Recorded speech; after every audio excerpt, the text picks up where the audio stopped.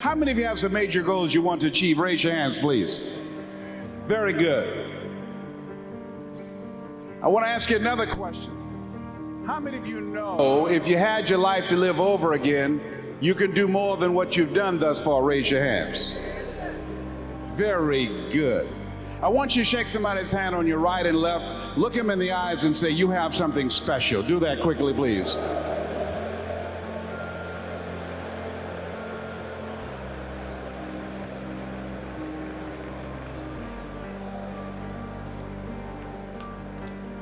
I say that not to be kind to you, not to be courteous. I say that because it's true. You have something special. You have greatness within you. You have talents, abilities, and skills that you don't even know that you have. And in the limited time that I have to share with you, I'm going to share some ideas and concepts with you that I want you to take some notes. Now, I want to make this clear. Number one, everything that I'm going to say, you already know it. It's a part of who you are. We're cut from the same cloth. You wouldn't be here. You wouldn't have invested your money, your time, and your energy to be in this place, to be a part of this Manpower Conference, if what we talk about with you at this particular time did not represent a part of who you are, your consciousness and your value system and your philosophy of life. So I'm going to only confirm and validate that which is a part of you anyhow. That's number one. Everything I'm going to say, you already know this. It's common sense, but not common practice. Second thing is, everything I'm going to say, you've heard it before. Bishop Jakes is not only a great preacher and visionary and lecturer, but he's a great motivator, a great strategist.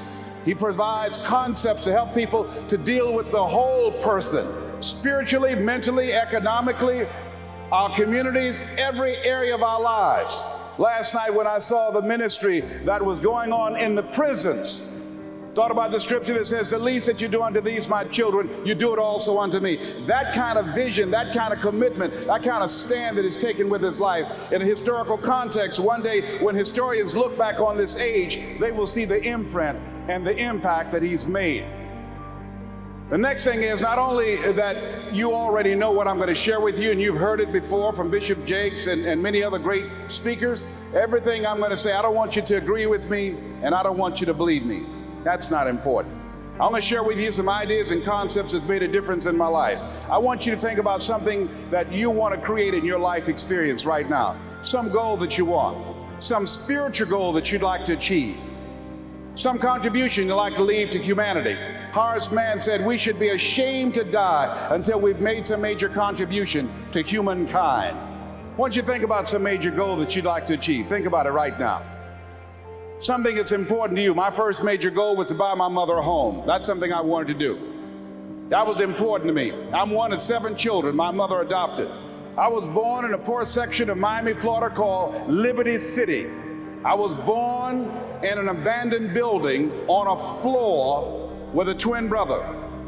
When we were 6 weeks of age, we were adopted. When I was in the 5th grade, I was identified as EMR, labeled educable mentally retarded. Put back from the 5th grade into the 4th grade. I failed again when I was in the 8th grade. I don't have any college training, but between my mother and a high school teacher that I met by the name of Leroy Washington made a dramatic difference in my life and gave me a larger vision of myself. And so therefore, my first major goal was to take care of my mama. I really identified with Deion Sanders last night. I feel like Abraham Lincoln, who said, all that I am and all that ever hope to be, I owe to my mother. And so that's what I wanted to do. Buy my mother a home. Let her sit home and I go to work and take care of her. That was important to me. And I achieved that goal.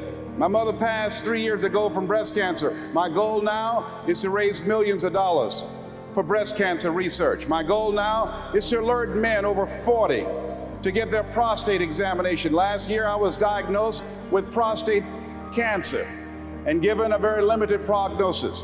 One of the things I strongly believe when we gave you a handout indicating that, doctors should never tell a person that they are terminally ill. What they should say, my knowledge and my ability has terminated. Now you need to go someplace else and get some help.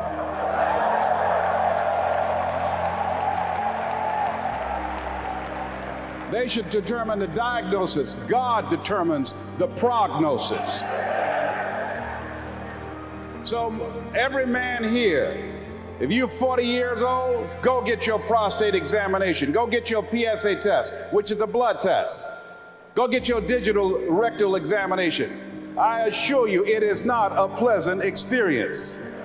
It's not something you look forward to doing. But go do what you gotta do anyhow.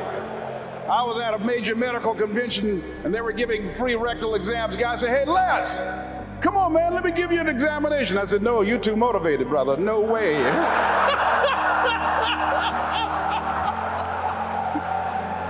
No, you can't come up in here. No.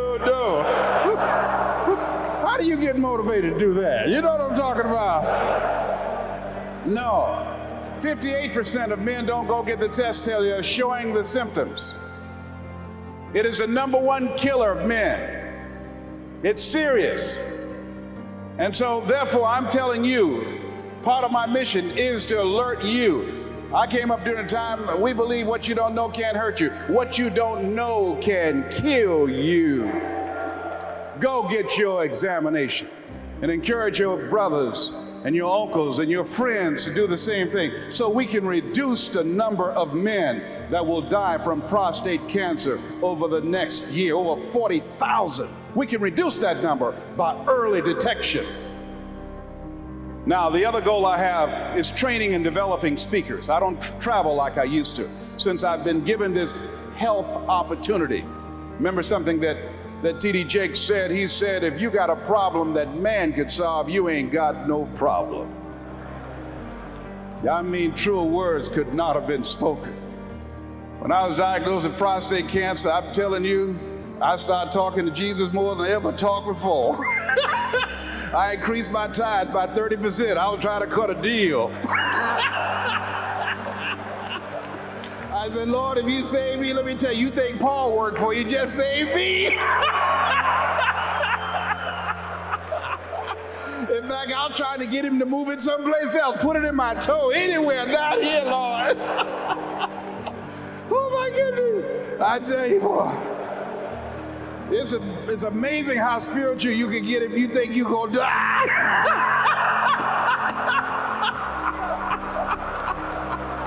Oh, my Lord. Yes, sir.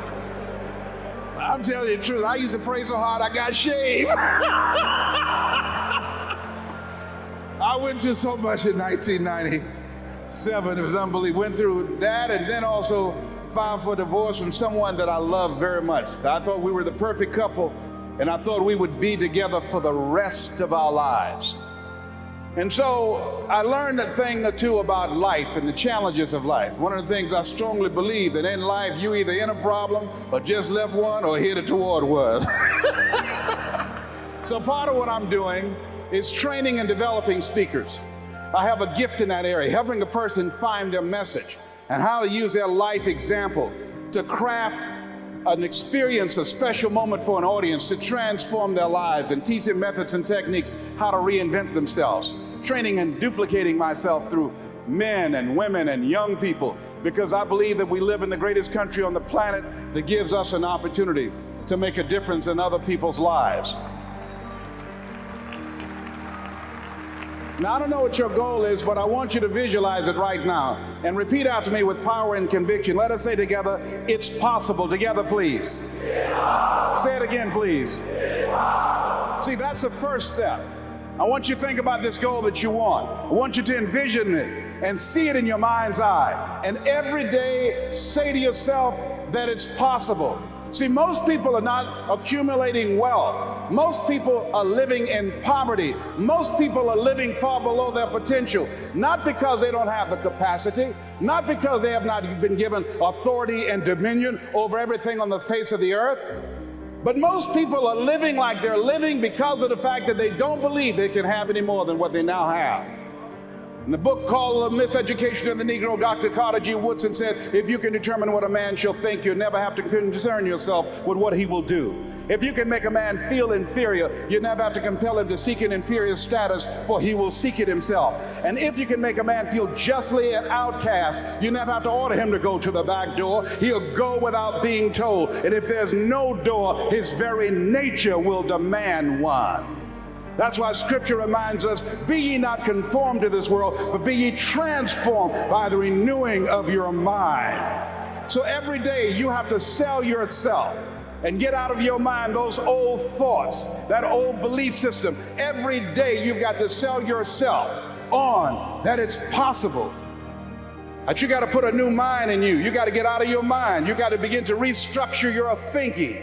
Every day you've got to begin to recondition your mind. See, many of us go through life making choices, thinking it's our choices, and it's not. What do you mean by that? I'm reminded of the great anthropologist Margaret Mead. She was in a restaurant in Europe, and a waiter saw her and said, "Oh, how are you? I'm so glad to see you." He said, "There are several other Americans here tonight." And she said, "Is that right?" He said, "Yes." She said, "When you serve them dessert, let me know and I'll tell you exactly how many are here." He said, "That's not possible." She said, "Let me know after you serve dessert." When he served dessert, he came back and he told her. She got up, she walked around, and she looked and she observed, and she said, "You have exactly 65 Americans here." He checked the guest list and he was amazed. He said, "How did you know that?" She said, "Because in Europe, when you eat a slice of pie or cake, you eat it from the back toward the tip. In America, when we eat a slice of pie or cake, we eat it from the tip toward the back." How many of you, when you eat a slice of pie or cake, you eat it from the tip toward the back? Raise your hands, please. Good. Now, what else is in your mind? What else are you doing unconsciously that you don't even know? I'm going to say something and I want you to answer it after it. I want you to end it for me. Winston tastes good like what? How many of you don't even smoke Winston but know it? Raise your hands, please. Now, that commercial been off the air for 30 years. 30 years. See, let me share something with you. The easiest thing I've ever done was to earn $1 million. The most difficult thing I've ever done was to believe it could happen to me. That was the most difficult part, to believe that given my circumstances, if my birth parents came down this aisle right now, I would not know either one if my daddy came up here or my mother came up here. Given the fact that I was born in an abandoned building on a floor, being labeled educable, mentally retarded, not having any college training, I used to feel all my life that people who had college degrees were more intelligent than me. I remember going to see the late Dr. Norman Vincent Peale, the author of the book, The Power of Positive Thinking. And I used to look at him up on stage and I said, I could do that. I would love to talk to people. I love to talk to people. And I said, I could do that. But then when I started going back to my car, my mental conditioning activated itself. And it said, Les Brown, you can't do that. You don't have a college education. Les Brown, you can't do that. You don't have the training. You've never worked for a major corporation. You can't do that. What makes you think you can earn $5, $10, $15, $20,000 in an hour? You don't earn that now working for 2 or 3 months. What makes you think that you can speak for AT&T, Procter & Gamble, McDonald's Corporation, General Electric? These are clients I have now. You've never even worked for them. How many of you ever thought about something you wanted to do and you talk yourself out of it? Raise your hand if you know what I'm talking about. That inner conversation is what's going to haunt you. After standing here and saying, I can do all things through Christ who strengthens me. After saying that again and again, we are more than conquerors. That inner conversation will cause you, when you leave here, to go back leading a life of mediocrity, leading a life of unproductivity, leading a life of poverty. So I'm going to share with you how to break out of that.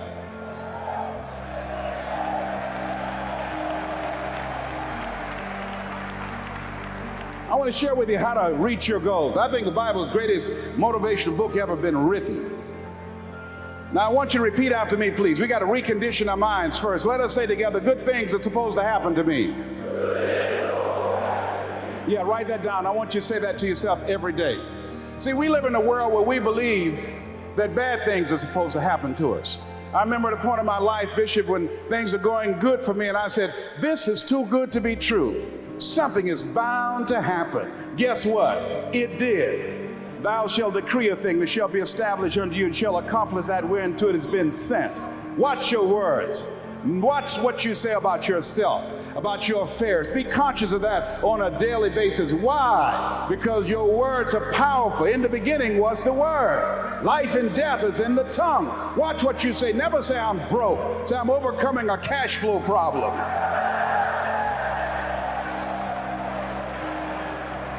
Claim what you want, not what you don't want. So affirm good things as opposed to happen to me, and begin to believe that. Begin to expect that. Now, I was talking to my oldest son, Calvin. We were going for a walk. And I said, Calvin, do you want to be successful? He said, yes, sir, Dad. It's okay. We kept on walking. Then I stopped and I looked him in the eyes. It's my namesake, my junior. I said, Calvin, we're looking at each other eye to eye now. Do you expect to be successful? Given the fact that you are a single parent of 2 kids, given the fact that you decided not to go to college to further your education, given the fact that you are very talented, but you're behind on your dreams and your bills, do you expect, based upon your performance, based upon what you produce at this point in time in your life, do you expect to be successful? And Calvin got quiet. Because see, if you ask most people at the Manpower Conference, do you want to be successful? Do you want to live a life of productivity? Do you want to live a life of contribution? Do you want to be a better father? Do you want to have your own business? Are there dreams you want? Everybody will say yes. But see, want shows up in conversation. Expectation shows up in behavior. See, I can tell what you expect by what you do. That's why the Bible says, judge a tree by the fruit it bears, not the fruit that it wants, not the fruit that it talks about, not the fruit that it claims, but by what you are doing. See, what you do when you leave here, when the music stops, when the shouting dies down, your behavior, how you conduct yourself, writing your goals down, deciding to enroll in school to get a GED, deciding to sit into class with children young enough to be your grandchildren, decide to find some product, some idea, some service that you can provide so that you can begin to create some value for yourself so you can create wealth. So let's talk about the conversation we had about that, integrity and honesty. What are the 4 principles that governs your life? RICH. It's the acronym for respect, integrity, character, and honor. That is my foundation that I live by. Respect, integrity, character, and honor. Yes. Okay, I want you to go through each one of those. Let's talk about respect. So respect. I believe that you cannot respect anybody else until you first respect yourself. I feel like a lot of people have imposter syndrome. They don't accept who they are. They don't embrace who they are. They don't even know who they are. Well, me personally, I've made a decision that I'm getting to learn me every day. Every experience, every obstacle, everything that I experience changes who I am. So every day I wake up in the morning, I check in with myself. Like, how are you doing, Stormy? How you feeling, Stormy? And I check in with me to make sure I'm okay and to make sure that I'm aware and I respect how I feel. If I wake up and I'm not in a good mood, I ask myself, why? What's wrong with you today? Who's the matter with you? What's going on with you? Why you feel this way? And if it's a conversation that I need to have with somebody, or a conversation I need to have with myself, or if it's something that I can't control, I quickly go into the serenity prayer. God, grant me the serenity to accept the things I cannot change, courage to change the things that I can, and the wisdom to know the difference. So I literally do that every morning. Then I go right into my whole philosophy as well is like, you say this all the time, if you don't live it, don't teach it. So I believe that if you don't live it, it dies. So everything I teach is what I live and who I am. So integrity, I tell people that when you wake up in the morning, the first thing that you should do is check in with yourself. The second thing you should do is of course, tell God thank you for waking you up in the morning. You don't have to do no big prayer dissertation. Just thank you. Feel it, live it, clap, get excited. And I do personal development in the mornings. Every morning before I get out of my bed, I listen to something. A lot of the audios you send me, I listen to it from Neville Goddard to Les Brown to Miles Monroe to T.D. Jakes, Napoleon Hill. Every morning I'm in my bed, listening to audio. Integrity. Don't teach something that you don't do. Don't be something or pretend to be something that you're not. And it's like once you speak about it, you either have to walk through it or be already in it. And so I just believe in integrity and not just talking about something, being a public success and a private failure. Like what you see is what you get with me. Yes. I am who I am. It's like it's no secrets. It ain't no lies. It's like this is what it is. This is Stormy. If you don't like it, then that's fine.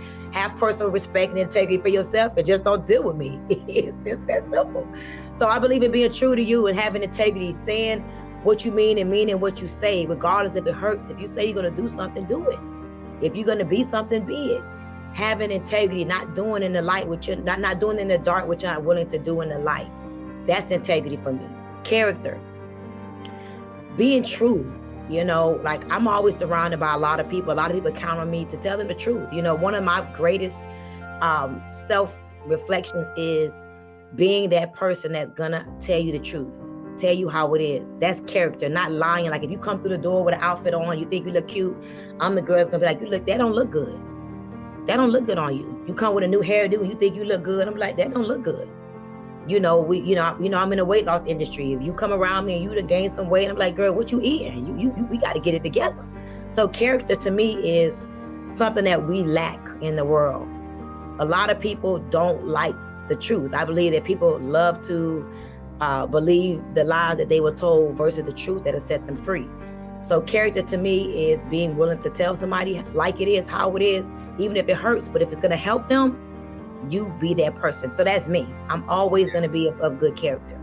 Most people believe their doubts and doubt their beliefs, not me. So if you're in proximity to me, my goal is to not just be the rawest, baddest chick around. I want my whole crew. I want all of us to be respected, to be recognized, and to look and be our very best. That's character to me.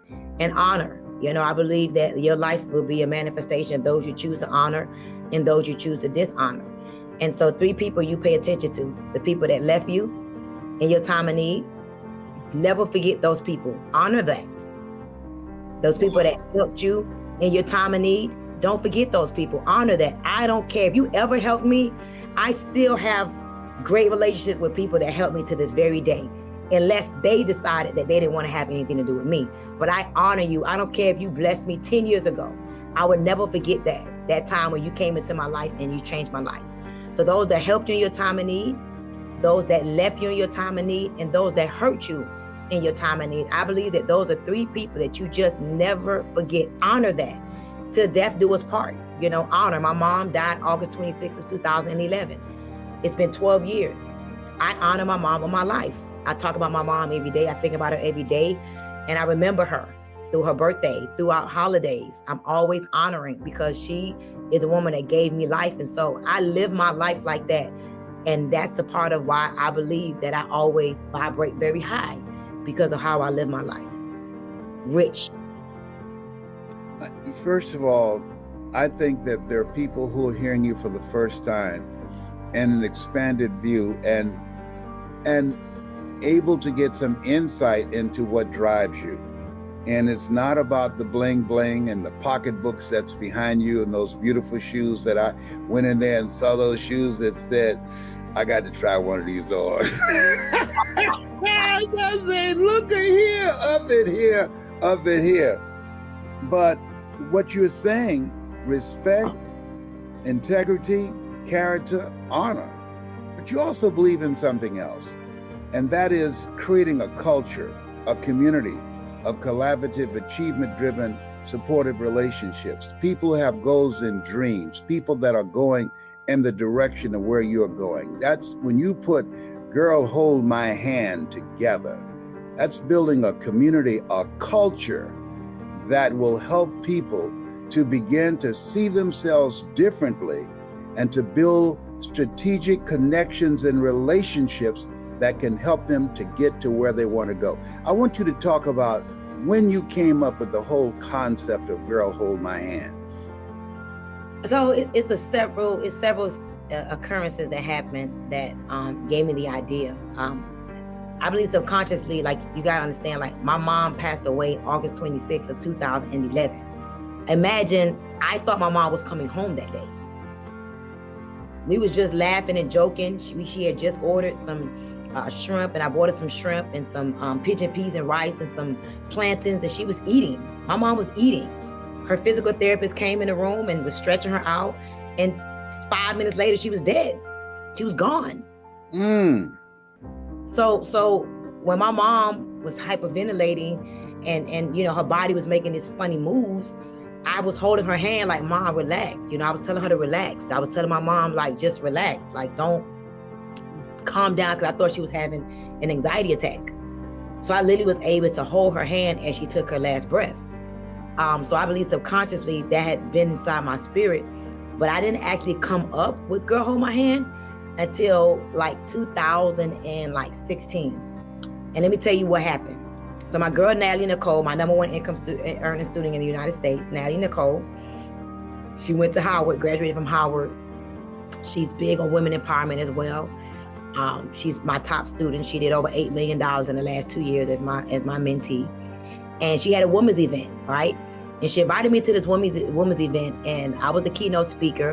And I remember when I walked in the room, Mr. Brown, it was a bunch of beautiful women. I'm talking about like professional, beautiful. They had their Chanels, their Birkins, their Louis Vuittons, and everybody was just sitting there like with their hands crossed, and nobody was talking to each other. Like, it's a women's empowerment event, and everybody just looking like they had attitudes. And I felt the negative energy, and I'm like, this is not right. Like, I'm not about to go speak in this room, and they think they're doing me a favor. So I'm like, Natalie, do you mind if I just have a conversation with the girls? Do you mind? And she was like, no, coach, go ahead. And mind you, it wasn't even my turn to speak. And I went up, I grabbed the mic, and I said, I want you to turn to the left, and I want you to turn to the right, and I want you to look that woman in the eyes. And they still wouldn't do it. I said, listen, put your purse down. And then I said, do you know the woman that's sitting next to you wants to be loved just like you? I said, do you know the woman that's sitting next to you on the right has some pain just like you? Do you know the woman on the right or the left of you wants to be admired, adored, and appreciated just like you? And literally you could see all the women like crying. I said, look at that girl next to you. No, she wants to feel pretty just like you. She wants somebody to love and treat her like a queen just like you. But you know what? We all have some pain. We all been betrayed. We all been hurt. And I said, hold that woman hand next to you. They all held each other's hand. And I didn't have to say nothing else. They started hugging each other, just talking to each other. And the whole entire energy in the room changed. And I text my graphic designer. I said, look up girlholdmyhand.com. I said, if girlholdmyhand.com is available, this is what I'm supposed to be doing. And he texted me back and he said, girlholdmyhand.com is available. And that was the day Girl Hold My Hand was birthed. Wow. Whoa, that's a jaw dropper. Up it here. Drop the mic, pick it up and drop it again. What kind of feedback have you gotten for women who have been a part of this? I'm familiar with it, but I want you to share with the audience the benefit that people have gotten out of it. You know, it's so many things. Like my event this weekend, like, it's so funny. And I just love just time. Like, for example, right now, there's a lot of energy going on around me, and I love it. Like, I love it. I love it. I tell you, I love it. And one of the things I got this weekend a lot, Mr. Brown, you got to hear this. So many women, as we went around the room, because everybody was able to introduce themselves. And they were like, I first heard about you because the question was, who were you coming in this event experience? Who are you leaving out? And how did you find out about Stormy Wellington and Girl Hold My Hand? Prompt, no lie, about 70% of the women said somebody was talking bad about you. So many people talking bad about you. I came to your page and I wanted to know, is this true? Is somebody that disgusting? Is somebody that horrible? I was so intrigued to meet this lady that these people are talking so bad about. And they came and they fell in love.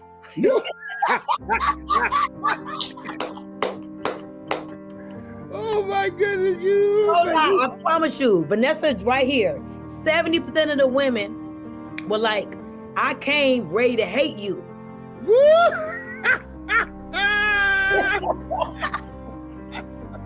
Oh my goodness, you can't make this stuff up.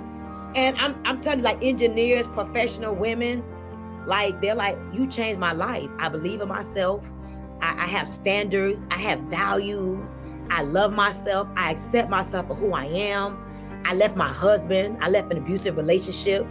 I left an abusive relationship where I was getting beaten, where I was being spoken to like a dog. You made me have confidence.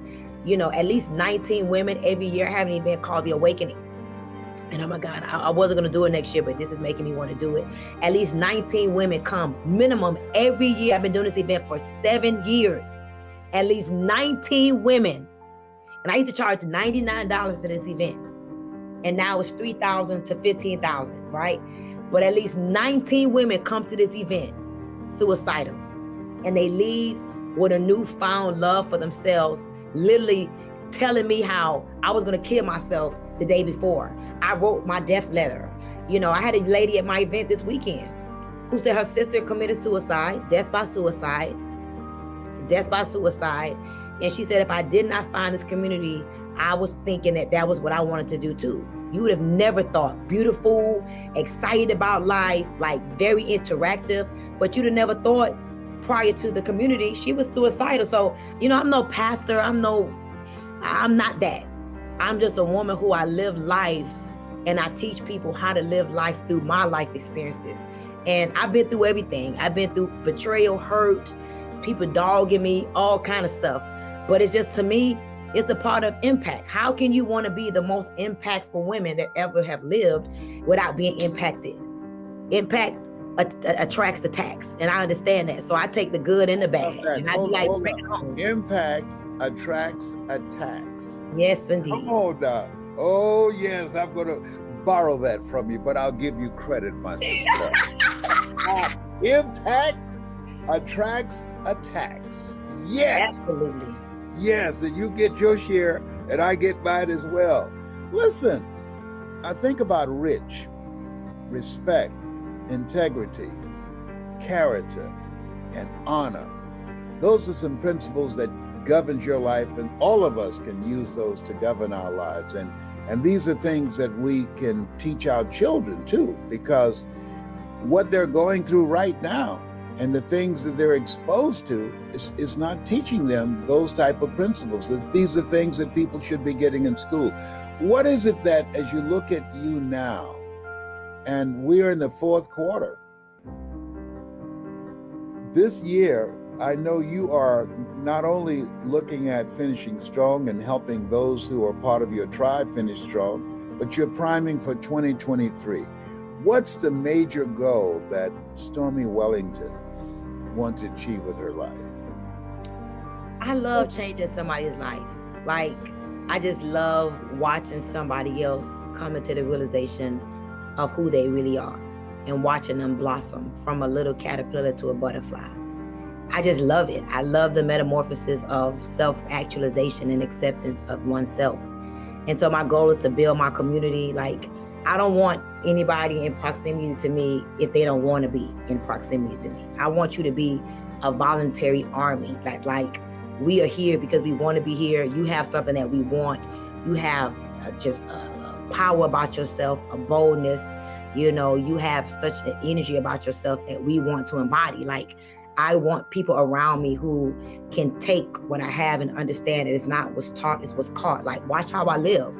You know, I can tell you this past weekend, 2 things that will blow your mind. So imagine 50 Black women in a community walking around one of the wealthiest zip codes in the world. Okay. I didn't realize it till like today.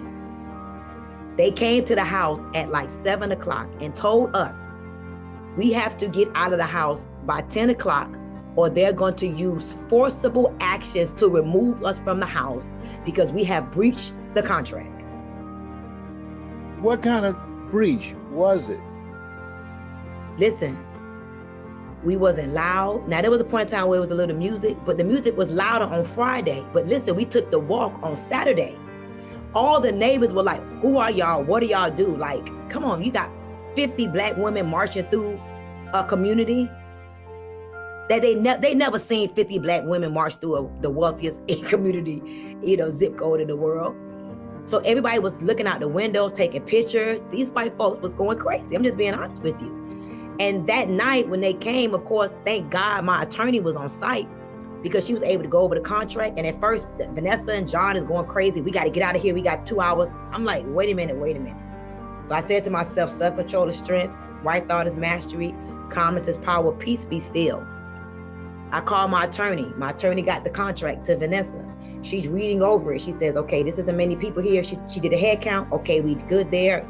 The noise is not loud. We're having a conversation. The party was done with 3 hours ago, and the music wasn't loud because we was in the house. The house is 15,000 square feet. We're not belligerent. These are professional women. They're just black. She reads over the contract. She gets on the phone with the lady. You guys have to get out right now. You have breached the contract, and if you don't remove yourself, and mind you, they sent 3 securities less. 3 securities were in the house like this. It was crazy, standing there, looking at us like we're crazy. If you guys don't get out of here, we're going to use forcible actions to remove you. And I'm like, so I'm visualizing. I got excited though. I'm not going to lie. I'm like, what, are they going to throw us out on our head? I wouldn't have said, I told my team, I said, if they come in here, please, I have 4 camera people. I want all cameras on me because I want to see this forcible removal. I was excited. I had them put on my shoes. I had tightened up my little outfit. I kept looking at the clock, waiting for 10 o'clock to come. Yes. I was ready. I said, ladies, I just want y'all to know, self-control is strength, right thought is mastery, calmness is power. No, say that slower. Say it again. Self-control is strength. Right thought is mastery. Calmness is power. Peace be still. I said, I'm letting y'all know I'm upset right now. They're telling us we got to get out. I paid $45,000 for this house. We are not in any breach of contract. My attorney was like, go do your thing. I got this. She got on the phone with the lady. The lady was very, very, very rude. You guys got to get out. You have breached the contract, all of this. I went and spoke to the security. I said, y'all can't be in here. This is embarrassing. At least stand outside. They said, listen, man, we're just doing our job. I said, let me just get this straight. Because my security was there too. It was only 2. I had 2 securities. I said, and what is forcible removal? You guys are going to throw us outside? And he's like, listen, man, call the police. So we told the lady we were going to call the police. And the police didn't come. So we like, okay, cool. They realized that they don't want the police in this area. 10:59, the police comes. I'm talking. I'm ready to go outside. I'm ready. My attorney was like, Storm, sit down. She walked outside. I said, my realtor who was there, I said, Claudia, go see what's going on. I didn't flinch. We talking about our life. All the girls telling their story. Tamika Mallory telling us about when she got canceled and was on opioid addiction. She was addicted to opioids. It was 98 pounds. And everybody we just listening. My attorney come back and says, they better not play with me. And sat down. I said, what happened? She said, the police came and said, this is amazing. I don't see no breach of contract here. Ma'am, go do your thing. This seems like a civil case. If they have a problem, they could just take y'all to court. Why am I saying that? It's not what's taught, it's what's caught. We could have went crazy and left the house. And mind you, 10 women paid to stay in the house. So now we looking for hotel rooms, trying to figure out where we're going to take the party to. And because I had the right people around me, because we remained calm, everything always works out for me. And that moment just made me realize you got to have proper planning, the right people, the right contracts in place, and make sure that you have always counsel present so that you could avoid things like this. And we finished the evening. The next day, we evacuated the house. We left the house beautiful. We didn't do no damage, nothing, because I have respect, integrity, character, and honor. If I was the old nigga Stormy, I would have broke stuff, stole stuff, did all kind of stuff. I didn't, because that's not who I am. Because what you give will always come back to you, regardless. Whatever you put out, always the energy, the vibration you put out, always come back to you in return. And I left that house in great condition. And I feel proud that everything is going to work out. Where do we go to get that energy we need and that to keep our focus and to keep our drive? Whenever you're moving from one level to the other and you have to reinvent yourself, the adjustment, it's very, very difficult. It's very, very challenging. And I think that you need to begin to remind yourself of your why. You know, Nietzsche said, if you know the why for living, if you know why you're doing something, it will empower you to endure anything that you're going through. When you're working in corporations, you're working in financial services, it's a very competitive area. It's very, very dynamic. This is the era that Peter Drucker calls the era of the 3 C's: accelerated change, overwhelming complexity, and tremendous competition. And so people are tensed and very, very stressed out. So how do you deal with that? And knowing why you do what it is that you do. The name of the game right now is perceptual and psychological. It's the mental adjustments that we must make in the midst of the difficulties. That's what leaders do. Leaders don't panic. They are not intimidated by the change. They're not intimidated by the difficulties. What they are empowered by it.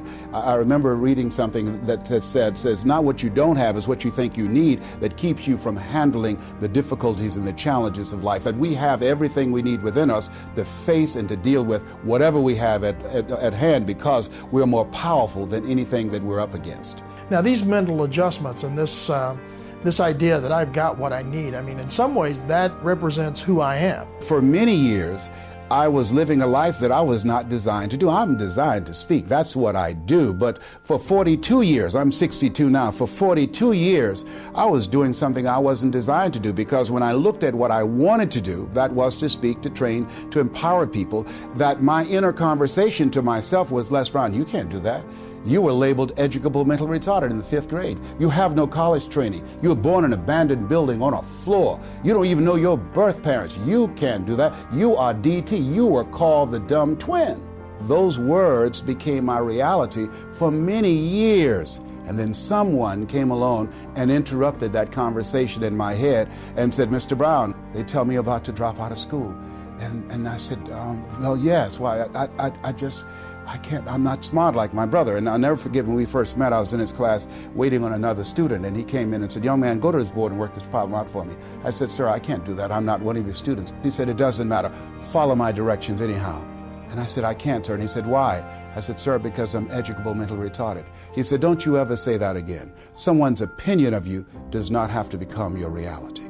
So now this man changed how I saw myself. When I saw myself as the dumb twin, and that was the conversation in my head, that was given to me, that's what I believed, I accepted that. So the things that I was up against academically, they began to appear not as difficult as I thought they were, because now he empowered me. Before then, right before then, up to that point, the things that were placed before me, I would stumble, I would slow the class down, because I was convinced that I was dumb. I believed what they said to me. And this guy came along and he changed my perception of myself. Someone said that people don't live life as it is, they live life as they are. And so what we have to do as leaders, I don't care where you are in customer service, managing people, that you have to do during the tough times, you have to bring the best out of it. Talk to me about your grandkids, your great-grandkids. Like, if you had just an hour to spend with them, what would you give them in terms of setting them up the way that Mr. Washington set you up?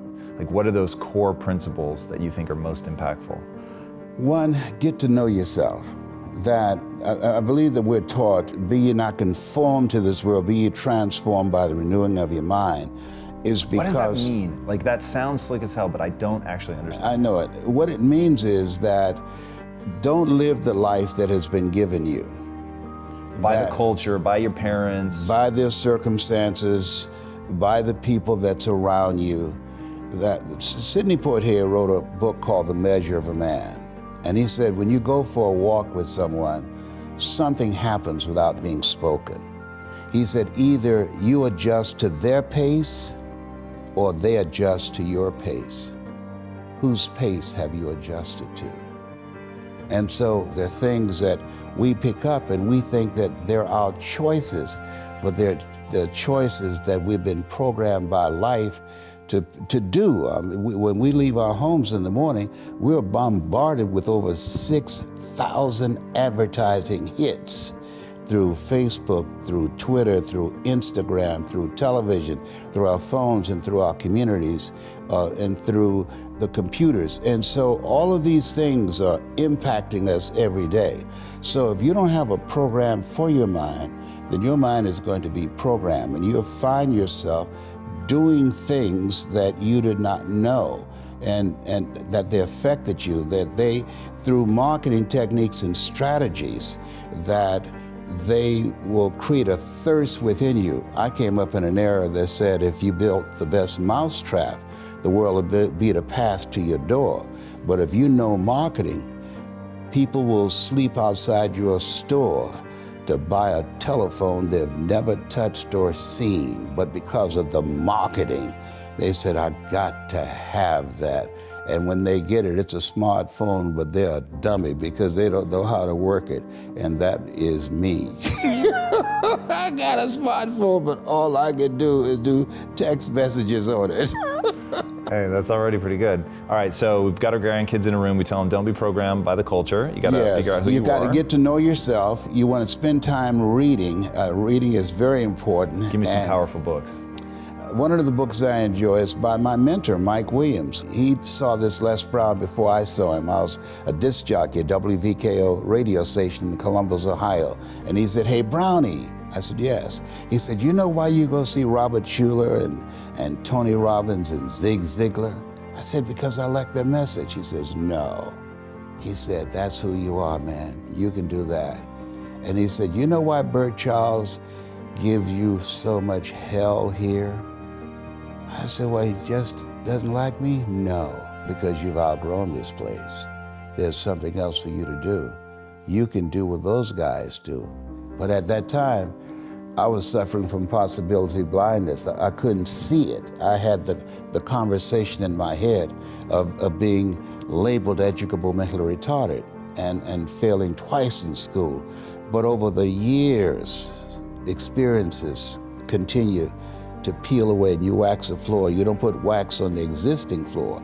You strip it first. And so over the years, the seminars, the workshops, the examples, the things that I observed, like people like yourself, begin to peel away and penetrate and connect with that part of myself that says, I can do this, I can do more, and I deserve more.